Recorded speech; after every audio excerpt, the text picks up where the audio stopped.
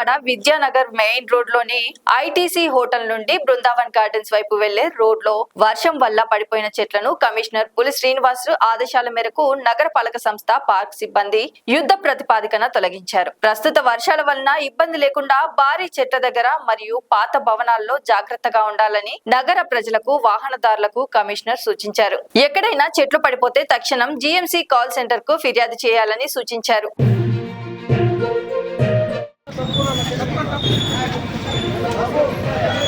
Bakara nama.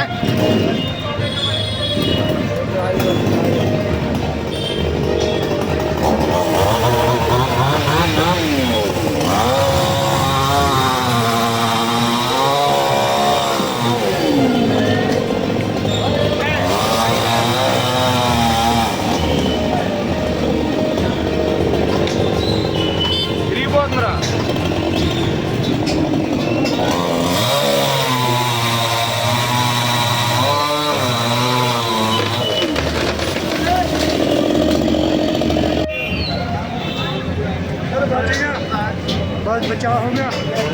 कुछ भी नहीं है? कोई भी नहीं, अंदर बाहर आए बचाव हो गया ना?